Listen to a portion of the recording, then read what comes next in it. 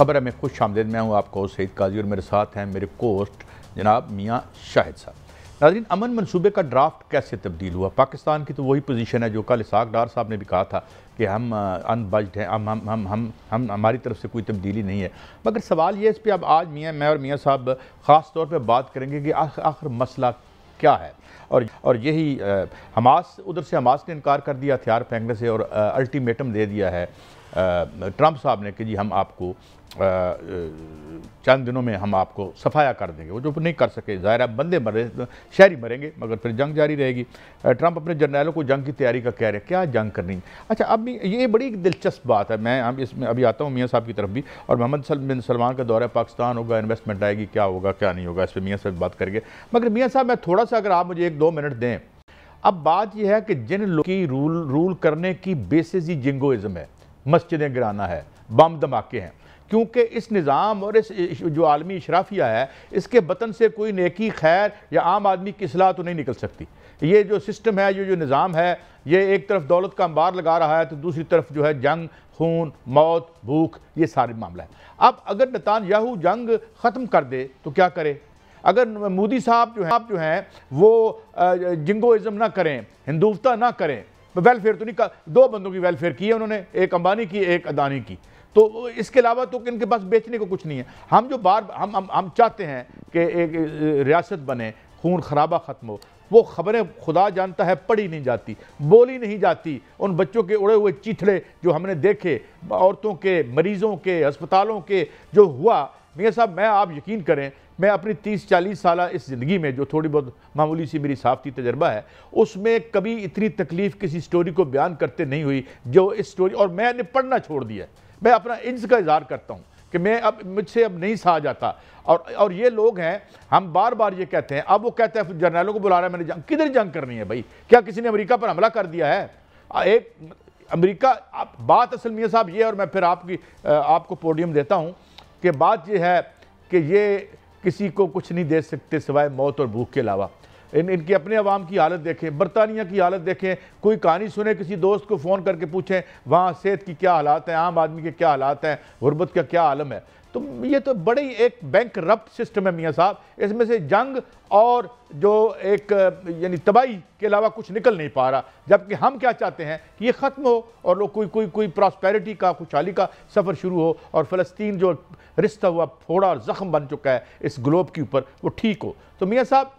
کیا ہے اب ہمارا موقف؟ تو یہی ہے، تھوڑا آپ بتائیں، یعنی ہماری سرکار اور ہمارے پالیسی میکر جو ہیں اب وہ کہاں کھڑے ہیں اس امن ہم معاہدے کے حوالے سے؟ میاں صاحب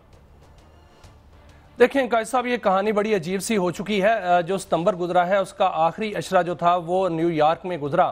اور وہاں پر جو ہے 2 بڑے اجلاس ہوئے۔ آپ کو یاد ہوگا کہ UNGA کے موقع پر صدر ٹرمپ بھی وہاں پر گئے۔ وہاں پر مسلم ممالک کے جو سربراہان تھے ان کی صدر ٹرمپ سے ملاقات ہوئی تھی، اور اس ملاقات میں بہت سی چیزیں طے پا چکی تھیں غزہ کے حوالے سے۔ اور اس کے بعد جب وزراء خارجہ بیٹھے مسلم ممالک کے، تو انہوں نے وہ ڈرافٹ جو ہے وہ تیار کیا، اور وہ تجاویز تیار کی جو کہ صدر ٹرمپ اور ٹرمپ انتظامیہ کو دی گئیں۔ وہ تجاویز جو ہیں وہ اسرائیل کے سامنے بھی رکھی گئیں، لیکن جو صدر ٹرمپ نے اس تجاویز جو ہیں وہ ان پر اتفاق کیا، اور جوائنٹ سٹیٹمنٹ جو ہے وہ آئی، جس پر باقاعدہ طور پر کہا گیا کہ جو پیس ہے، امن ہے غزہ میں، وہ لازم ہے، یعنی لیکن اس کے ساتھ ساتھ جو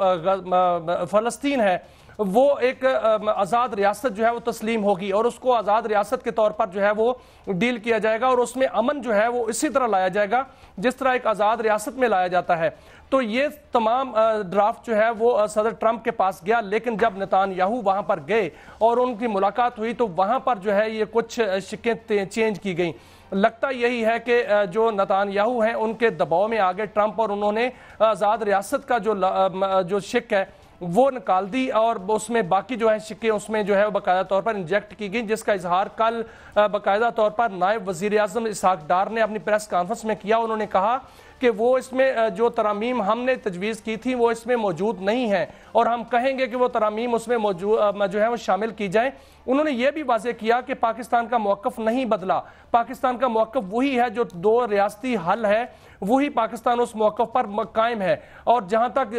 فلسطین کی بات ہے تو فلسطین کی جو سیکیورٹی ہے وہ فلسطینی ہی سنبھالیں گے، اور وہاں پر جتنا انتظام ہوگا وہ فلسطین کا ہی ہوگا. اگر باہر سے فوجیں تعینات کی گئیں تو وہ بھی اسلامی ممالک کی ہوں گی, جس پر پاکستان بھی اپنا موقف جو ہے وہ واضح کرے گا کہ پاکستان بھی فوجی دستے بھیجے گا. قاضی صاحب یہ جو بات ہو رہی ہے امن کی,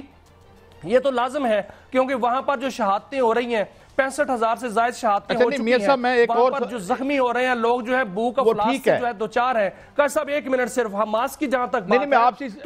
سوال پوچھنا ہے, وہ ان سے بات چیت چل رہی ہے. انہوں نے اپنے آپ کو غیر مسلح ہونے کا ایک اندیہ تو دیا ہے. انہوں نے کہا ہے کہ ان کو ضمانتیں دی جائیں کہ کہیں ان کی ٹارگٹ کلنگ تو نہیں ہوگی, اور ان کو جو ہے وہ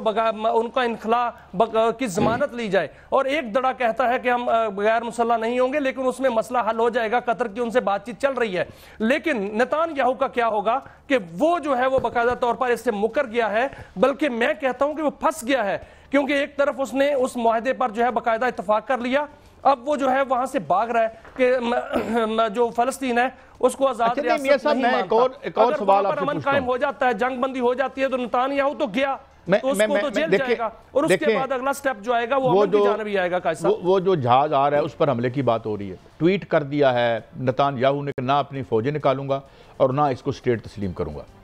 تو اب اگر اس انداز میں وہ کرتا ہے, دیکھیں ایک بات میاں صاحب بات سمجھ لیں, ٹارگٹ کلر جو ہیں, ٹارگٹ کلر سے ضمانتیں نہیں لی جاتی, یا ان کے ہاتھ توڑے جاتے ہیں یا ان کو ایسی تکلیف وہاں پہنچائی جاتی ہے کہ وہ ٹارگٹ کلنگ سے باز آ جائیں. مثلا جس طرح ایران پر حملہ ہوا تو ایران نے جب اس کے آئرن ڈوم ادھر پھینکے اور دن میں 4-5 دفعہ اس کی آبادیوں کو باغ کے نیچے بنکروں میں جانا اور آنا پڑا, تو نفسیاتی مریضوں جیسی حالت ہو گئی تھی اس پوری قوم کی, اور خود نیتن یاہو کے خلاف جو ہے وہ جلوس نکلنے شروع ہو چکے تھے. اب میاں صاحب اصل مسئلہ کہاں ہے؟ اصل مسئلہ یہ ہے فلسطینی چاہتے ہیں امن ہو, ہم چاہتے ہیں امن ہو, موت نہ ہو, اچھا مگر کون نہیں چاہتا؟ نیتن یاہو کی جو ایگزسٹنس ہے is a political leader, he is a cold blooded killer, he is a criminal, وہ he is a third rate criminal, اور اس کو انسان کہنا انسانیت کی توہین ہے. بلکہ میں یہ سمجھوں گا کہ اسے درندہ بھی نہ کہیں, کیونکہ یہ اتنا کوئی نجس شخص ہے, اتنا کوئی نیچ آدمی ہے کہ یعنی دیکھیں ہم جو ہم ایک مرغی ذبح ہو رہی ہوتی ہے جو کہ حلال ہے اور ہم کرتے ہیں, لیکن ہم منہ ادھر کر لیتے ہیں, حالانکہ اس کی اجازت ہے. انسانوں کو یہ مار رہے ہیں. اچھا اب وہ کہہ رہے ہیں وہاں سے جو امداد جا رہی ہے, جو امداد جا رہی ہے, جس میں ہمارے ایک سینیٹر صاحب ہیں, اس کو اس وقت مسٹر شیطان کہنا چاہیے, کیونکہ شیطان کی جو حرکتیں ہیں وہ ایسی ہیں کہ آپ دیکھیں فلوٹیلا جو ہے وہ سمود فلوٹیلا, وہ وہاں پر جو ہے وہ باقاعدہ طور پر وہاں امداد لے کر جا رہا ہے, اور وہاں پر وہ جو 500 لوگ ہیں, وہاں پر 40 کشتیاں ہیں, پوری دنیا سے اس کے وہاں پر لوگ جو ہیں وہ 500 وہاں پر لوگ جو ہیں وہ باقاعدہ طور پر امداد لے کے جا رہے ہیں. ان کے پاس وہاں پر دوائیاں ہیں, ان کے پاس جو ہے فارمولا ملک ہے, وہ لے کے وہاں پر جا رہے ہیں, وہاں انسانیت کی جو ہے خدمت کرنے کے لیے جا رہے ہیں. المیہ وہاں پر جنم لے رہا ہے, لیکن ان کے ساتھ کیا ہو رہا ہے؟ اب وہ غزہ کے پانیوں میں شامل ہو چکے ہیں. میں بڑی خبر دینے لگا ہوں قائد صاحب, وہ غزہ کے پانیوں میں شامل جو ہے وہ داخل ہو چکے ہیں, اور ہائی رسک جو سیکیورٹی زون ہے وہاں پر جو ہے وہ داخل ہو چکے ہیں. وہاں پر ان کو باقاعدہ طور پر گھیرا گیا ہے اسرائیلی جہازوں کے ساتھ, اور باقاعدہ طور پر ان کے کمیونیکیشن جو سسٹم کو جیم کیا گیا ہے. وہاں پر اسرائیلی جہاز جو ہیں, بحری جہاز, ان کی باقاعدہ نگرانی نہیں کر رہے, بلکہ ان پر جو ہے وہ حملہ آور ہونے کے لیے تیار ہیں. وہاں پر ڈرونز جو ہیں وہ باقاعدہ ان کے اوپر منڈلا رہے ہیں. ان کی ایک بحری بندرگاہ ہے اشدود, وہاں پر 500 پولیس اہلکار جو ہیں وہ تعینات کر دیے گئے ہیں بھاری اسلحے کے ساتھ. اور جو وہاں پر خبریں آ رہی ہیں وہ یہ آ رہی ہیں کہ ان میں سے جو کشتیاں ہیں ان کو ڈبونے کا پروگرام ہے, کہ ان کو کشتیوں کو سمندر میں ڈبو دیا جائے. وہاں پر اس فلوٹیلا میں ہمارے سینیٹر مشتاق بھی ہیں, جنہوں نے اپنا موبائل کل جو ہے وہ باقاعدہ طور پر سمندر میں پھینک دیا. انہوں نے یہ کہا کہ شاید ہمیں سمندر کی مچھلیاں کھا جائیں. وہ خطرے میں ہیں, سب جو ہے وہ خطرے میں ہیں وہاں پر, لیکن دنیا جو ہے وہ اس پر خاموش تماشائی بنی ہوئی ہے. اگر یہ کام اسرائیل کی جانب سے یہ بھی ہو گیا, جو کہ مجھے لگتا ہے کہ شیطان مسٹر شیطان یہ بھی کام کر دکھائے گا اور کر جائے گا, یہ جسارت کرے گا, اگر وہ کر گیا تو پھر کیا ہوگا؟ پھر امن جو ہے وہ تو ختم ہو جائے گا, لیکن اس کے ساتھ جو جنگ جو بڑی شروع ہو جائے گی وہ یہ ہو جائے گی کہ اتنے بڑے باقی ممالک جن سے تعلق رکھتے ہیں افراد, ان کو بھی چیلنج کر دیا جائے گا. تو قائد صاحب اس کو فوری طور پر چاہیے پوری عالمی برادری کو کہ اس کو لگام ڈالے اور یقینی بنایا جائے کہ یہ فلوٹیلا جو ہے اور دیجئے مجھے وہاں پر پہنچے اور وہاں پر جو انسانی ہمدردی کے لیے وہ امداد. میں ایک خبر اور آپ سے لینا چاہتا ہوں, یہ میں پہلے ناظرین کو بتا دوں, یہ کوئی محکم پکی خبر نہیں ہے, سوشل میڈیا کی خبر کو ہم کیئرفلی لیتے ہیں, اور میں میاں صاحب آپ سے یہ خبر کے طور پر نہیں پوچھ رہا, میں تصدیق کے طور پر پوچھ رہا ہوں کہ اس معاہدہ نہ ہونے کی وجہ سے یہ بھی ریومرز ہیں یا خبریں کہیں گردش کر رہی ہیں کہ اب قطر ہمارے ساتھ اتحاد کرنا چاہتا ہے اور وہ سمجھتا ہے کہ وہ محفوظ نہیں ہے ادھر یعنی اب اس کو کیا گارنٹی ہے. میں ایک اور سوال, مجھے سوال کا جواب, ایک تو مجھے قطر والا بتائیے گا, کیا کوئی عملی طور پر قطر کو بھی یعنی ہمارا جس طرح سعودی عرب سے معاہدہ ہوا ہے کوئی ایسی چیز ان دی آفنگ ہے؟ نمبر 1 اور نمبر 2 مجھے آپ یہ بتائیے کہ میاں صاحب یہ یعنی نتان یاہو خود ایک بات کر کے اتنے انفلوئنس کے اندر ہے, جو صہیونی لابی جسے آپ کہتے ہیں, جیوش لابی جو کہتے ہیں, وہ اس پر پریویل کر گئے. تو اب کیا معنی رہ گئے, کیا میننگز ہیں میاں صاحب؟ جو ضمانتیں یہ دے رہا ہے ٹرمپ, اس کی کیا ضمانت ہے؟ یہ تو خود ایک مجبور معذور اور ایک ہے اس نتان یاہو کے سامنے. یہ دو باتیں, قطر والی اور یہ. میاں صاحب دیکھیں قائد صاحب, جو قطر کے حوالے سے بات ہے, ہمارے جو نائب وزیر اعظم ہیں وہ بھی بار بار کہہ چکے ہیں اور وزیر دفاع بھی کہہ چکے ہیں کہ بہت سے ممالک پاکستان کے ساتھ جو ہے معاہدہ کرنا چاہتے ہیں. باقاعدہ قطر کا نام لیا گیا, کویت کا نام لیا گیا, اور قطر کے حوالے سے بہت سی چیزیں جو ہیں وہ اطلاعات یہ ہیں کہ باقاعدہ فائنلائز ہو چکی ہیں. وہ اسی طرح کا معاہدہ جو ہے وہ ہوگا جس طرح سعودی عرب کے ساتھ معاہدہ ہوا ہے, اور اس میں دفاعی پیداواری معاہدہ بھی ہوگا اور دفاع کا وہاں قطر کی دفاع کا معاہدہ بھی ہوگا. اور اس میں یہ بھی کہا جا رہا ہے کہ یہاں سے جو ہے وہ باقاعدہ طور پر تربیت کے لیے جو پائلٹ جو ہے وہاں پر گئے ہیں قطر میں, اور قطر میں ہمارے جو J-17 ہیں وہ بھی گئے ہیں. اور ہو سکتا ہے کہ وزیر اعظم کا اسی طرح دورہ ہو جس طرح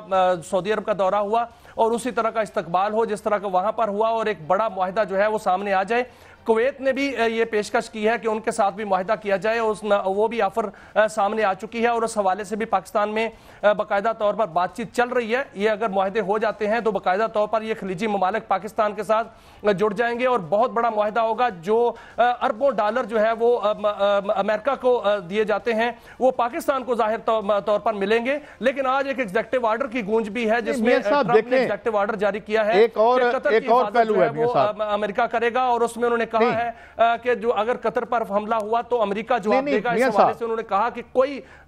یہ بڑی پیچیدہ بات ہے. دیکھیں نا, آپ غور کریں, 18-20 کے قریب بیسز ہیں امریکہ کی مڈل ایسٹ میں, سب سے بڑی بیس قطر میں ہے. اب مجھے یہ بتائیں,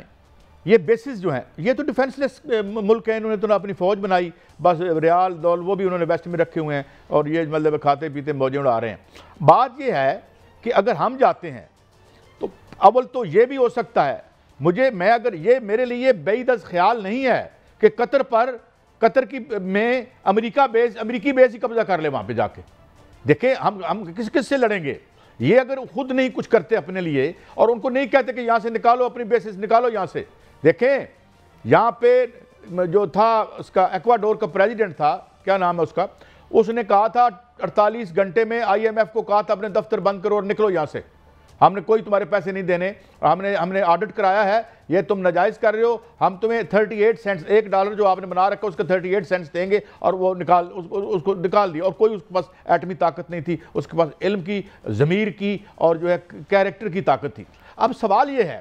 کہ امریکی بیس آپ رکھ کے بیٹھے اپنے تحفظ کے لیے, اس کے ہوتے ہوئے آپ پر حملہ کروایا جاتا ہے, اور ظاہر ہے, اور یہ بھی کہا گیا کہ آپ کو اطلاع کر دی گئی تھی کہ ہم آپ کی سرزمین وائلیٹ کر کے وہاں حملہ کریں گے. تو میاں صاحب ان کے نتان یاہو جیسے آدمی کی بات پہ اعتبار کرنا, مطلب ایک آدمی جو کہ انسانیت کے معیار سے میں کیا کہوں, مطلب کوئی ایسے لفظ وضع نہیں ہوئے کہ اس خبیث کی جو ایک کری شخصیت ہے, مکروہ, اس کو بیان کرنے کے لیے میں عاجز ہوں. 2-3 زبانیں تو ہمیں آتی ہیں, میں وہ نہیں زبانیں استعمال کر سکتا جو اس کے لیے ہونی چاہیے, مگر اصل مسئلہ ان سے کیا ملے گا ہمیں؟ وہ سر یہی مسئلہ ہے کہ امریکہ نتان یاہو کے دباؤ سے نہیں نکل رہا. اگر وہ اس سے آج نکل جائے تو نتان یاہو بھی اپنے جو گھٹنوں پہ آ جائے گا, اسرائیل جو ہے وہ بھی اوقات میں آ جائے گا, وہی نہیں نکل رہا. لیکن مسئلہ یہ ہے قائد صاحب کہ جو خلیج ہے اس میں جو امریکی دفاع ہے, امریکی دفاع, اس نے کیا دیا ہے خلیج کو؟ کیا اس نے قطر کو بچا لیا اس نے اسرائیلی حملے سے؟ آج پھر اگر جو ہے وہ اسرائیل جو ہے وہ کسی پہ حملہ کر دے عرب ممالک پہ، تو کیا امریکہ بچا لے گا؟ اس کی جتنی بیسز ہیں وہ تو وہ ان سے پیسے کما رہا ہے، وہ تو وہاں سے پیسہ جو ہے وہ نکال کے اپنے جو ہے وہ اسلحہ کی دوڑ میں اپنا اسلحہ جو ہے بنا رہا ہے۔ وہاں پر عربوں کی حفاظت تو نہیں ہو رہی، عرب تو ان کو پیسہ دے رہے ہیں خام خواہ کا۔ یہ حفاظت اب پاکستان کرے گا، کیونکہ جو عرب ممالک ہیں وہ سمجھ چکے ہیں کہ نہ نتان یاہو جو ہے وہ دیکھیں نا تالی ایک ہاتھ سے نہ بجے، اس کا جو ہے اعتماد کیا جا سکتا ہے، نہ امریکہ پر اعتماد کیا جا سکتا ہے۔ انہوں نے پاکستان پر اعتماد کر لیا ہے قائد صاحب، اب پاکستان جو ہے وہ باقاعدہ طور پر جو حفاظت کرے گا، عربوں کی حفاظت کرے گا۔ ہماری رولنگ کلاس کے ساتھ میاں صاحب میں ایک بات ضرور کہنا چاہوں گا، دیکھیں ہماری کمپرومائزڈ رولنگ کلاس جو ہے جہاں پہ پہلے تو قطر ہم سے ری نیگوشیٹ کرے وہ ڈیل جس نے ہمارا برکس نکال دیا ہے، ٹیک اینڈ پے والی جو خاقان عباسی نے کی تھی، مسلم لیگ نون کے دور میں ہوئی تھی، پہلے تو اس سے ہماری جان چھڑائے تاکہ ہم اپنی گیس تو نکال سکیں اور یہاں گیس سستی لوگوں کو دے سکیں، اور یہ جو بلا وجہ ہمارے اوپر قرضے کا پہاڑ، اور پھر پاکستان اپنے ڈیٹ کو ریٹائر کروانے کے لیے بھی کوئی بات کریے اور لینے چلے جاتے ہیں اور وہ پیسہ واپس انہی کے بینکوں میں چلا جاتا ہے، کرپشن کی نظر ہو جاتا ہے۔ ایک دفعہ ہم نے خان صاحب سے ریکویسٹ کی تھی، اب وقت ہے سر، نہیں ہم نے خان صاحب سے ریکویسٹ کی تھی کہ اس کا آڈٹ کرائیں، سیکیورٹی چاہیے، آڈٹ کروائیں۔ ہم نے کہا ڈیٹ کا آڈٹ کہاں گیا، وہ کدھر گیا؟ سر عربوں کو سیکیورٹی چاہیے، یہ اب وقت آ گیا ہے کہ پاکستان ان کی حفاظت بھی کرے گا، اور یہ جو LNG کے معاہدے ہیں، جو ہمارا جو قرضہ ہے، یا ہماری جو ضروریات ہیں دفاعی ضروریات، یا ہماری جو ہے وہ مالی ضروریات، وہ تو پھر پوری ہوں گی۔ ظاہر ہے وہ ساری دفاعی جو انڈسٹری جو ہے اس میں اضافہ ہوگا، اس میں ترقی ہوگی، تو پاکستان کی زر مبادلہ پاکستان میں ہی آئے گا۔ میاں صاحب زر مبادلہ کیا ہمارے تو نچوڑ رہے ہیں، ہماری ایک ڈیل $50 بلین میں پڑی ہمیں، کیا وہ $700 ارب پاکستان کو نہیں مل سکتے؟ میاں صاحب وہ پاکستان کو بھی مل سکتے ہیں۔ میں یہ کیا کہہ رہا ہوں، او بھائی ایک طرف تو ہمارا استحصال کرتے ہو، ہماری کرپٹ رولنگ ایلیٹ کے ساتھ مل کر ہم 2 نمبر معاہدوں پر سائن کر کے ہماری آلریڈی ایک کچلی ہوئی معیشت کو نچوڑ کے بیچ میں سے پیسے نکالتے ہو، ٹھیک ہے، پھر ہم آپ کے پاس قرضہ لینے چلے جاتے ہیں۔ Thanks to all these people spick and span, ٹائیاں لگا کے ادھر ادھر آنیاں جانیاں، ایک تو وہ ختم ہو، اس ملک کے مفاد میں کچھ کریں، بات کریں، ہاں کرتے ہیں ہم، بیسز ختم کرو وہاں سے اس کی اپنا امریکہ کی، پاکستان اور چائنا تمہارا تحفظ کرے گا، وہ معاہدہ ختم کرو جو ہمارا RLNG کا 2 نمبر معاہدہ ہوا ہے، اور ہماری جو برکس نکل رہا ہے ہماری معیشت کا، تو ہم کر لیتے ہیں حفاظت۔ ہمیں تو قطر کی رولنگ ایلیٹ بھی ماری ہے، اپنی رولنگ ایلیٹ بھی ماری ہے۔ جب پاکستان کے ساتھ عربوں کے معاہدے ہو جاتے ہیں، اگر قطر معاہدہ کر لیتا ہے، کویت بریک ہے میاں صاحب، معافی چاہتا ہوں میں آپ کو روک رہا ہوں، آپ اپنی بات ضرور کر لیجیے گا۔ ناظرین ایک بریک کی طرف جاتے ہیں اور بریک سے واپس آ کے دیکھتے ہیں کہ یہ کس قسم کی ایک مصیبت اور عذاب میں مبتلا ہے عالم اسلام، اور کس وجہ سے شاید ہم ہماری رولنگ ایلیٹ کی وجہ سے، عوام کی وجہ سے نہیں۔ بریک کے بعد حاضر ہوتے ہیں۔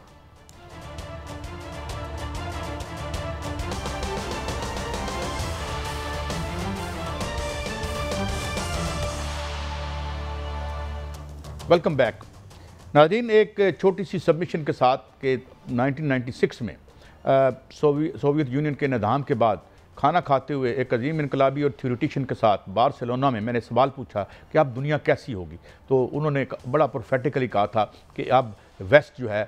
اس کا زوال آئے گا اور یہ گرے گا۔ میں آج جتنے سال گزر گئے ہیں میاں صاحب، تو میں دیکھتا ہوں کہ جتنا ان کا انفراسٹرکچر ہے، جو اکنامک انفراسٹرکچر ہے، انتہائی بوسیدہ اور زمین بوس ہو رہا ہے۔ امریکہ میں شٹ ڈاؤن ہو رہا ہے جسے نان ایسینشیل سروسز کہتے ہیں، جو کہ یعنی ایک تو اوپر $3.4 ٹریلین کی کٹ دے رہا ہے، فائدے دے رہا ہے،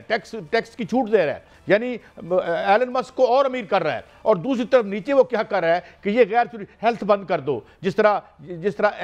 NHS کا حال ہے امریکہ برطانیہ میں، وہ یہی حال یہ ہے کہ تھوڑی بہت جو 2 ٹکڑے نیچے پھینکتے تھے عوام کے ٹیکس کے پیسے، وہ بھی اب بند کر دینا چاہتے ہیں۔ تو یہ تو اب طے ہے کہ اس رولنگ سٹرکچر اور اس عالمی معاشی انفراسٹرکچر جو ہے بوسیدہ اور زمین بوس ہو رہا ہے، اس لیے ہمیں جگہ جگہ عوامی بغاوتیں یورپ میں بھی نظر آ رہی ہیں اور دوسرے علاقوں میں۔ تو میاں صاحب ایک تو شٹ ڈاؤن میں کتنے ملازم ان کے جو ہیں وہ فارغ ہو رہے ہیں اگر یہ بل پاس نہیں ہوتا، ایک تو یہ بتائیے، اور پھر دوسرے حصے میں آپ سے پوچھوں گا کہ ایک ہر روز نیا ہتھیار چائنا لے کے مارکیٹ میں آ رہا ہے، تو وہ کیا سلسلہ ہے؟ پہلے یہ ذرا شٹ ڈاؤن پہ بات کر لیں میاں صاحب۔ دیکھیں قائد صاحب، آج امریکہ میں شٹ ڈاؤن شروع ہو چکا ہے کیونکہ سینٹ میں جو بل پیش کیا گیا تھا ٹرمپ انتظامیہ کی جانب سے وہ بالکل مسترد ہو چکا ہے۔ اس کے لیے 60 ووٹ چاہیے تھے، 55 ووٹ ملے اور 5 ووٹوں سے بل مسترد ہو گیا۔ $1.7 ٹریلین کا جو ہے بل تھا جو کہ مسترد ہو گیا، اور اس کے بعد شٹ ڈاؤن شروع ہو چکا ہے۔ اور شٹ ڈاؤن میں جو مشکلات ہیں وہ بہت زیادہ مشکلات پیدا ہو گئی ہیں۔ اس میں جو سب سے بڑی مشکل یہ ہے کہ 7,50,000 ملازمین جو ہیں ان کو گھروں کو جانے کا عارضی طور پر کہہ دیا گیا ہے کہ اگر یہ شٹ ڈاؤن دور ہوا تو پھر وہ اپنی ملازمتوں پر آ جائیں گے، اور فوجی اہلکار جو ہیں وہ اس سے متاثر ہوں گے، اور ایئر ٹریفک کنٹرول کے جو اہلکار ہیں ان کی تنخواہیں جو ہیں وہ روک دی جائیں گی، اور اس میں یہ بھی کہا گیا ہے کہ FBI کے اہلکار جو ہیں وہ بھی متاثر ہوں گے، بارڈر سیکیورٹی کے اہلکار جو ہیں ان کی تنخواہیں جو ہیں وہ بھی روکی جائیں گی، سوشل سیکیورٹی اور میڈیکوز کے عملے کے جو ہے وہ تنخواہیں جو ہیں وہ کم کر دی جائیں گی، اور ان کو گھروں کا جانے کا کہہ دیا جائے گا۔ عدالتیں جو ہیں ان کا کام بڑا متاثر ہوگا۔ اگر یہ شٹ ڈاؤن طویل ہوتا ہے تو پھر عدالتیں بند ہونے کا خدشہ ہے، اور یہ بھی اس میں جو ہے وہ کہا گیا ہے کہ جو چھوٹے کاروباری لوگ ہیں ان کے قرضے جو ہیں وہ رک گئے ہیں، اور بے روزگار جو ہے لوگ تھے، کم روزگار کے لوگ، ان کو جو وظیفہ ملتا تھا وہ بھی روک دیا گیا ہے، اور بے روزگاری میں جو ہے وہ اس میں اضافہ ہو جائے گا۔ سنگین حالات ہیں امریکہ کے اندر، اور یہ شٹ ڈاؤن جو ہوا ہے، جس ڈیموکریٹس جو ہیں وہ کہتے ہیں کہ جو سوشل سیکیورٹی کا ایشو ہے وہ حل کیا جائے، اور لوگوں کی جو صحت کے مسائل ہیں ان کو جو ہے وہ بالکل فری کیا جائے، کیونکہ جو لوگ کم آمدنی والے ہیں ان کے لیے صحت اور سوشل سیکیورٹی کی جو ہے ضمانت مانگ رہے تھے، جو کہ ریپبلکن جو ہیں انہوں نے نہیں دی، جس پر جو ہے یہ شٹ ڈاؤن جو ہے وہ کر دیا گیا ہے، اور اس میں وہ بل ان کا جو ہے وہ منظور نہیں کیا گیا اور وہ مسترد ہو چکا ہے۔ یہ تو حالات ہیں قائد صاحب امریکہ کے، اور اس میں جو کل آپ نے دیکھا کہ ٹرمپ نے وہاں پر جو جرنیلوں سے ملاقات کی، وہ ایک بڑی خبر ہے قائد صاحب۔ اگر آپ کہتے ہیں تو میں پوری کہانی جو آپ کے سامنے رکھ دیتا ہوں۔ وہ تو انہیں ڈانٹ رہا تھا، جھاڑ جبر کرتا اپنی تمہاری نوکریاں فارغ ہیں، بھاگو۔ جو انہوں نے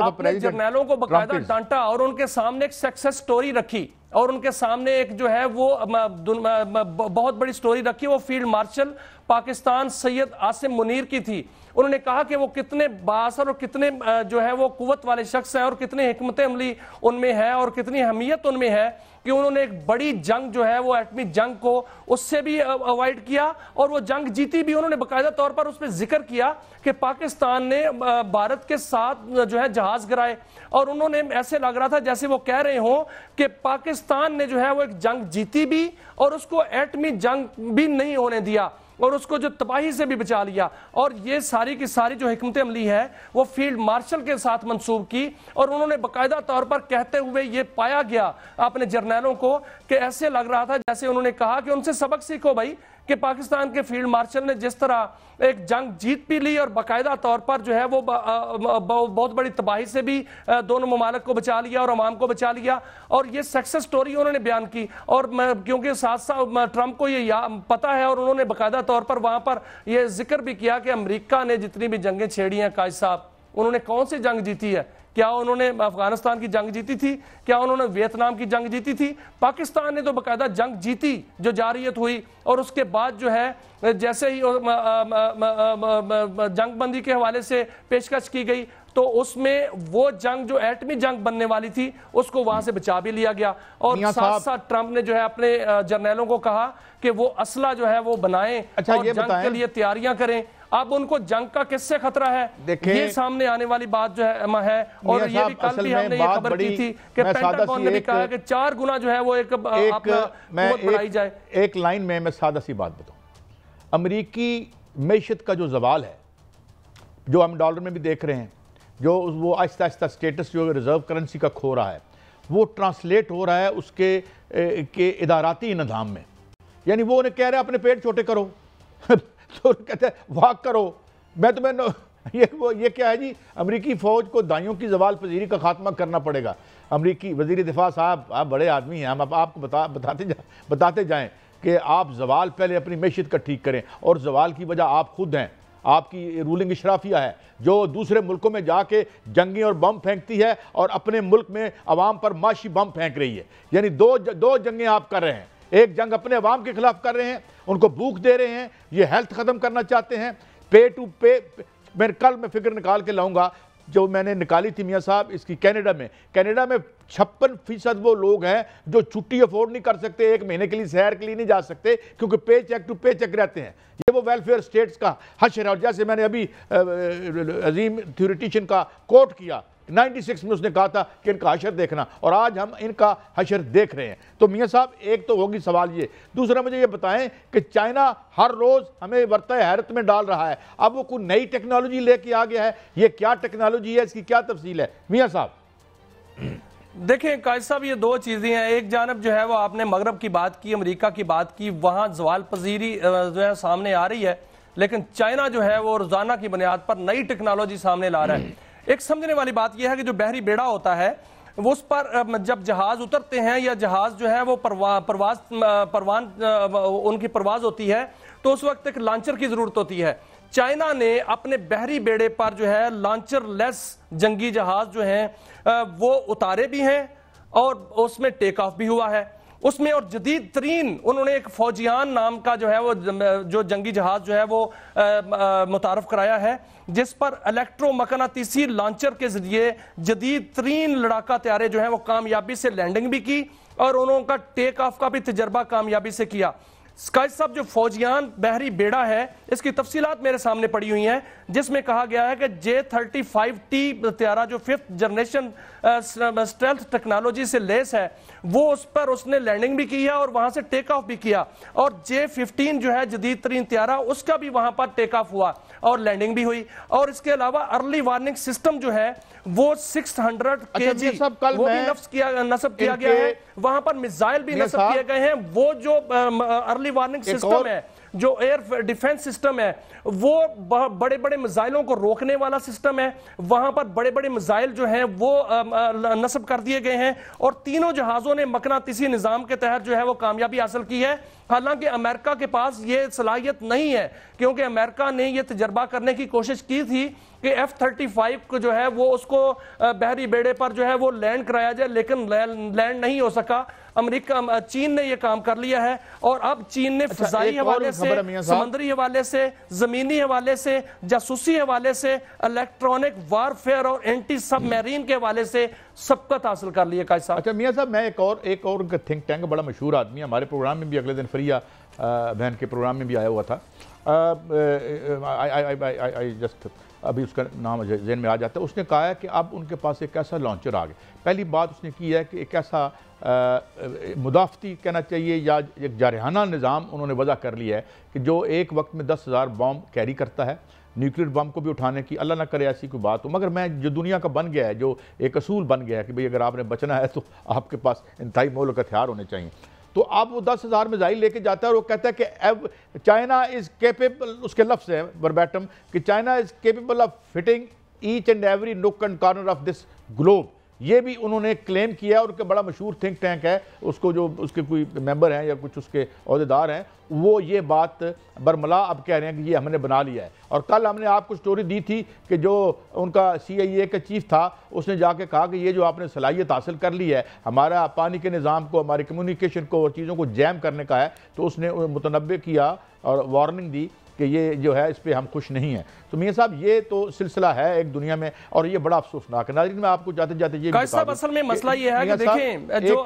اسرائیل ہے اس کے پاس بھی ایک ڈیفنس سسٹم ہے, امریکہ کے پاس بھی پیٹریاٹ ڈیفنس سسٹم ہے, رشیا کے پاس بھی SU-400 ڈیفنس سسٹم ہے, لیکن چین نے جو ڈیفنس سسٹم بنایا ہے اس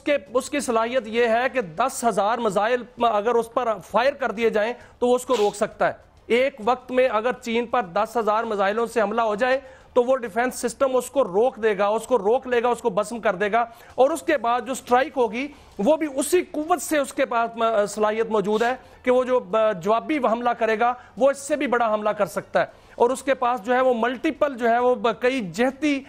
جو ہتھیار جو ہیں وہ موجود ہیں, جس میں آپ نے پچھلے دنوں دیکھا ان کی جو وہاں ملٹری پریڈ تھی اس کے اندر انہوں نے باقاعدہ طور پر ان کی نقاب کشائی کی ہے. ایک بریک پہ پہلے ناظرین میں آپ کو بتاتا چلوں, $2.7 ٹریلین کا عالمی بجٹ ہے, ایک ایسا جہاں پہ ارب ہا لوگ رات کو بھوکے سوتے ہیں, ارب ہا لوگوں کو پتہ نہیں ان کا نیکسٹ میل آنا ہے یا نہیں آنا, بے پناہ بے شمار لوگ ہوم لیس ہیں. وہاں یہ کیا دنیا بنا دی ہے امریکہ بہادر اور اس کے حواریوں نے. بہرحال ایک بریک کے بعد حاضر ہوتے ہیں, بات کرتے ہیں محمد سلمان کا دورہ پاکستان معیشت کے لیے کیا ہوگا. ایک بریک کے بعد.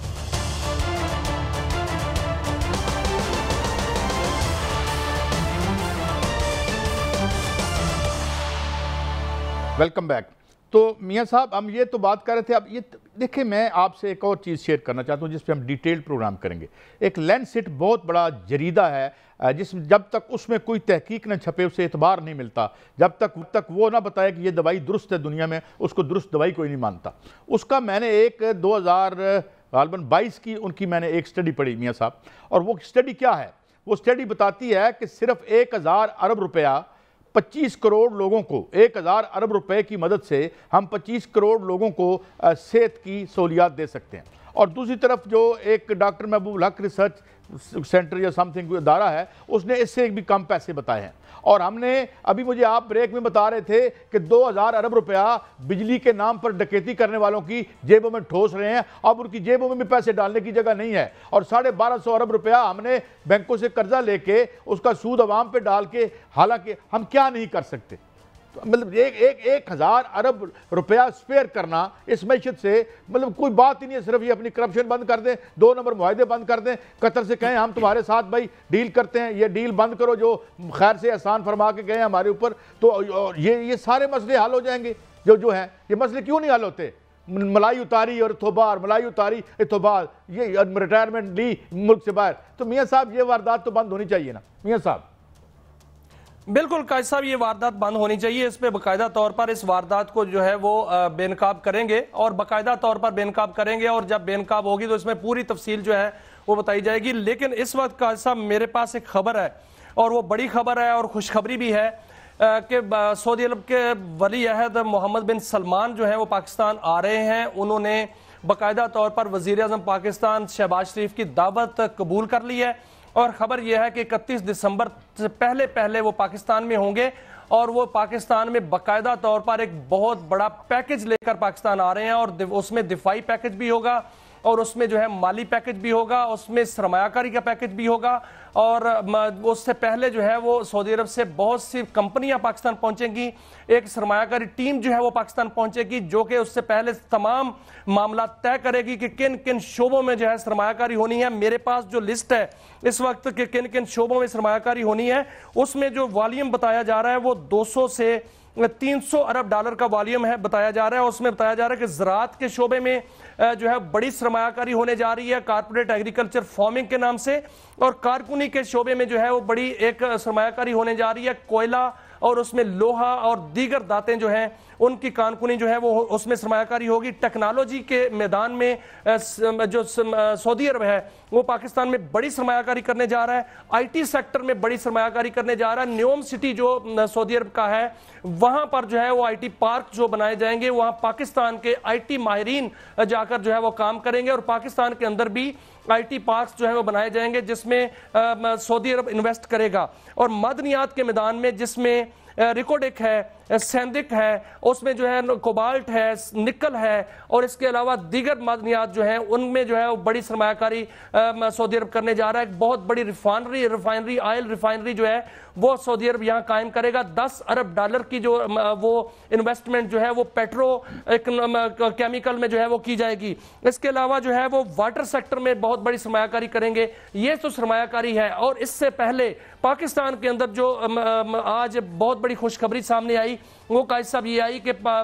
تیل اور گیس کے ذخائر سندھ میں بھی دریافت ہو گئے ہیں. اس سے پہلے 5 ذخائر جو ہیں وہ پنجاب میں دریافت ہوئے تھے, او جی ڈی سی ایل نے کیے تھے. آج او جی ڈی سی ایل نے اعلان کیا ہے کہ سندھ کے علاقے خیرپور میں ایک کنواں دریافت ہوا ہے گیس کا, اور اس سے ذخائر دریافت ہوئے ہیں جس میں 22.5 ملین کیوبک فٹ گیس جو ہے یومیہ برآمد ہو رہی ہے, اور 690 بیرل فی یومیہ جو ہے وہ تیل برآمد ہو رہا ہے. یہ بہت بڑی جو ہے وہ کامیابی حاصل ہوئی ہے پاکستان کو, اور مزید جو ہے تلاش جاری ہے. میاں صاحب مجھے خبر دیں. اور یار تیل گیس تو نکل آیا, میں یہ کہہ رہا ہوں کہ یار وہ تو نکل آیا, اچھی بات ہے, عوام کا بھی تیل ہر جگہ سے نکل رہا ہے. یہ جو پیٹرول کی قیمتیں بڑھی ہیں, مجھے کنٹرول روم بتا رہا تھا, کوئی ایسی بات ہے؟ جی قائد صاحب بھی کی قیمتیں بڑھی ہیں, جو آپ نے عالمی سطح پر جو ہے پیٹرولیم مصنوعات کی اور خام تیل کی قیمتیں بڑھی ہیں, تو اس کا اثرات جو ہے پاکستان پر بھی آئے ہیں. لیکن اس میں مسئلہ یہ ہے کہ ہمارا جو پیٹرول ہے یا ڈیزل ہے اس کے 1 لیٹر پر 100 روپے سے زائد جو ہے وہ فی لیٹر ٹیکس ہے. وہ ٹیکس جب تک ختم نہیں ہوتا اس وقت تک نہ تو پاکستان جو پیٹرولیم مصنوعات کی قیمتیں عالمی سطح پر کم ہوتی ہیں، اس کے اثرات جو ہیں وہ ریلیف کی صورت میں ملیں گے، نہ ہی حکومت جو ہے وہ اس کو ریلیف دے سکتی ہے، وہ اس لیے کہ آئی ایم ایف نے اس کو منع کر رکھا ہے کہ وہ ٹیکس ہر صورت عوام سے لینا ہے۔ نہیں دیکھیں آئی ایم ایف اس لیے پھر ٹھیک ہے، تو ووٹ تو ہم نے ویسے ووٹ تو ان کو بھی پتہ نہیں کسی نے دیے تھے یا نہیں دیے تھے، لیکن لگتا یہ کہ آئی ایم ایف کی ہماری حکومت ہے۔ سر میں ایک عرض کرنا چاہ رہا ہوں قائد صاحب، جب تک ہم عالمی مارکیٹوں پر جو ہے وہ انحصار کریں گے اس وقت تک یہی ہوگا، لیکن ایک خوشخبری یہ بھی ہے کہ جو ہمارا سعودی عرب کے ساتھ معاہدہ ہوا ہے وہاں پر جو ہمیں وہ رائتی بنیادوں پر آئل جو ہے وہ فراہم کرتے تھے، وہ اب جو ہے دوبارہ اس کا جو ہے وہ بحال ہونے والا ہے۔ اگر وہ بحال ہو جاتا ہے تو پاکستان میں پیٹرولیم مصنوعات کی قیمتیں کم ہو جائیں گی، اور پاکستان کے اندر جو پیٹرول اور گیس کی تلاش جاری ہے، جس میں امریکی کمپنیوں نے آج ملاقات کی ہے باقاعدہ طور پر وزیر پیٹرولیم سے، اور وہ بھی اگر یہاں پر کام شروع کر دیتی ہیں تو اپنی پیداوار جو ہے وہ اتنی بڑھ جائے گی کہ ہمارا پیٹرول جو ہے سستا ترین پیٹرول جو ہے وہ جائے گا۔ میری بات سنیں، جب تک ہمارا قطر سے معاہدہ ہے ہم اپنی پیداوار کیسے کریں؟ ہم نے ان کو پیسے دینے ہیں، اگر گیس نہیں بھی لیتے تو ہم نے ان کو پیسے دینے ہیں۔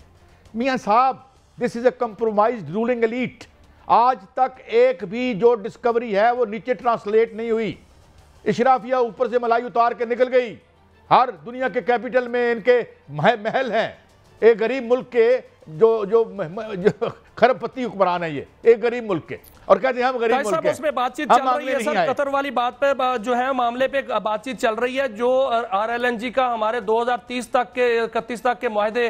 ہمارے وزراء نے کیے تھے اور سابقہ حکومتوں نے کیے تھے، اور موجودہ حکومت بھی اس میں شامل ہے، وہ اس پر بات چیت چل رہی ہے۔ ہمارا جب ان سے معاہدہ ہو جائے گا یا اس سے پہلے جو بات چیت چل رہی ہے اس میں وہ معاملہ حل ہو جائے گا، کوئی مسئلہ نہیں ہے۔ ہماری جو مقامی گیس ہے وہ 2000 پہ فی MMBTU ہے، اور جو LNG ہے وہ 4000 پہ فی MMBTU ہے۔ ہم سستی گیس جو ہے وہ صارفین کو دیں گے، اور یہ سستی گیس جو ہے وہ آنے والی ہے، لیکن خوشخبری یہ ہے سب سے بڑی کہ امریکی کمپنیاں جو ہیں وہ پاکستان میں آ چکی ہیں، اور امریکی کمپنیوں نے سرمایہ کاری کے لیے اور یہاں پر تیل اور گیس کی تلاش کے لیے باقاعدہ طور پر کام شروع کر دیا ہے۔ سر، وہ کمپنیاں جنہوں نے یہاں پر اسسمنٹ کی تھی، وہ کمپنیاں جنہوں نے بتایا تھا کہ یہاں پر 500 ارب کیوبک فٹ گیس زائد